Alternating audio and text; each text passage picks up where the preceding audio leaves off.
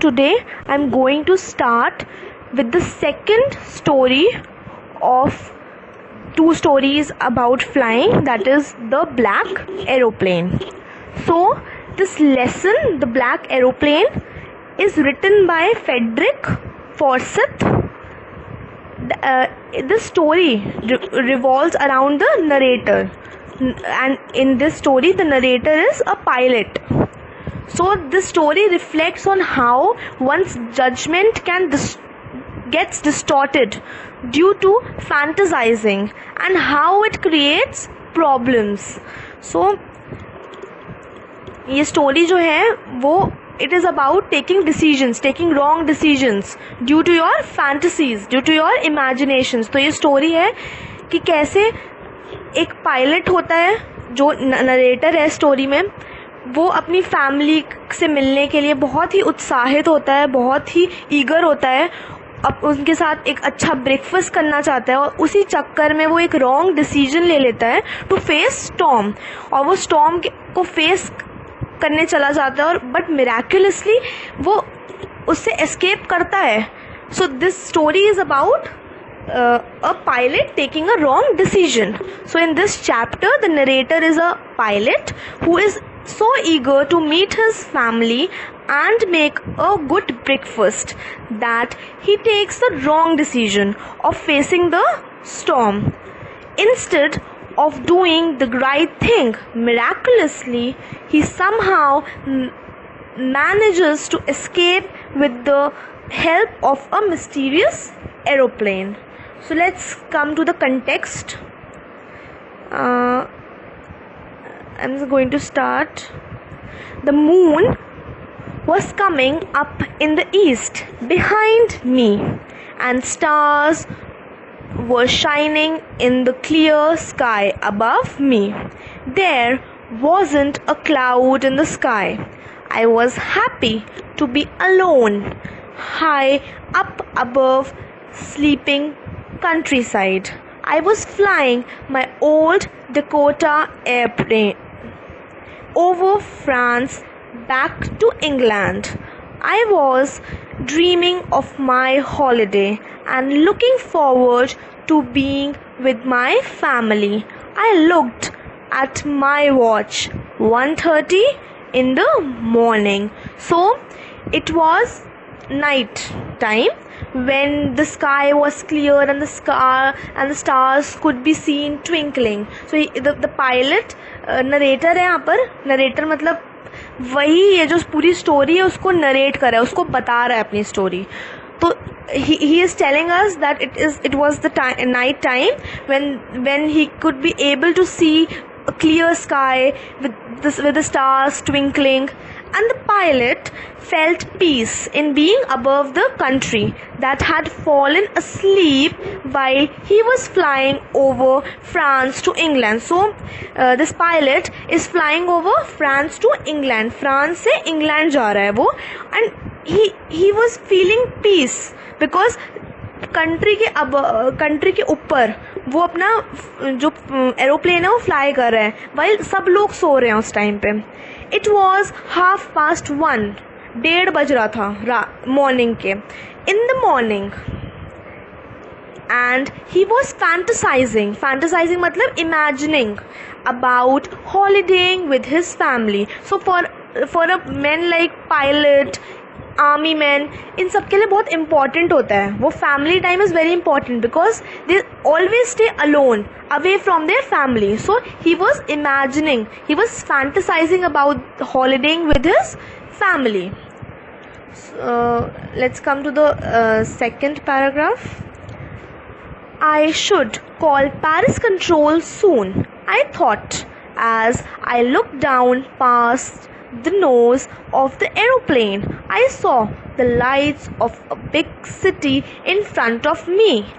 I switched on the radio and said, Paris control, Dakota DS-088 here. Can you hear me? I am on my way to England. Over. The voice from the radio answered me immediately. DS-088. I can hear you. You ought to turn 12 degrees west now. DS 0088 over. So what is this DS 088 here? It is a code. जो pilot अपना aeroplane चला रहा था, aeroplane का नाम क्या था? Dakota aeroplane. तो जो वो डकोटा एरोप्लेन चला रहा था उसका कोड नंबर था DS 088. So when the aeroplane was in France, the pilot thought of informing the Paris control personnel about its presence and for further instructions. So उसने सोचा कि वो पैरिस कंट्रोल को अपनी इंफॉर्मेशन दे दे कि वो कहाँ पर है इस टाइम पे, और उसको बाकी के इंस्ट्रक्शंस लेने के लिए कि उसको कहाँ जाना है. At that time, lights from the Paris city was blaring at him. That means that he could see the lights of the big city in front of him. He informed the control agency to which they replied with further instructions on directions. So उन्होंने क्या बताया उसको कि उसको further instructions दिए कि तुम्हें कौन सा direction में जाना है. The control room at Paris instructed him to turn 12 degrees towards the west. So उसको क्या बताया गया कि वो for going to Paris उसे 12 degrees towards west मुड़ना है अपने एरोप्लेन को. So then what he did, let's come to the context. I checked the map and the compasses instrument for telling directions, switched over to my second and last fuel tank and turned the Dakota 12 degrees west towards England. I will be in time for breakfast. I thought, a good big English breakfast. Everything was going well. It was an easy flight. So after receiving the instructions, जब उसने अपने instructions receive कर लिए Paris control agency से, the pilot geared up and followed them while putting the last fuel tank into operations. तो aeroplane में बहुत सारे टैंक्स होते हैं जिसमें फ्यूल होता है.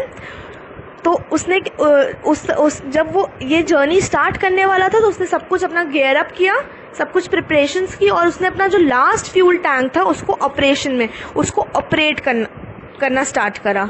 All this time he was dreaming about his time with his family, and then he started thinking about having a satisfactory breakfast at the destination point. He was calm as everything was going as planned. So जब तक वो अपना aeroplane चलाता रहा, जो भी काम करता रहा, वो सिर्फ और सिर्फ ड्रीम कर रहा था अपनी फैमिली के साथ कि वो अपने फैमिली के साथ अपना टाइम स्पेंड कर रहा है. और फिर उसके बाद अचानक से वो क्या सोचने लगा अपने ब्रेकफास्ट के बारे में कि जब वो अपने डेस्टिनेशन पॉइंट में पहुंच जाएगा, दैट इज जब वो इंग्लैंड पहुंच जाएगा तो वो क्या ब्रेकफास्ट करेगा. सैटिस्फैक्टरी ब्रेकफास्ट मीन्स अपने मन का ब्रेकफास्ट. और ही वॉज वेरी काम क्योंकि बहुत सारी चीज़ें जो थी वो सब अकॉर्डिंग टू द प्लान जा रही थी. So Paris was about 150 kilometers behind me when I saw the storm's cloud. They were huge. They looked like black mountains standing in front of me across the sky. I knew I could not fly up and over them, and I did not have enough fuel to fly around them to the north or south. I ought to go back to Paris, I thought, but I wanted to get home.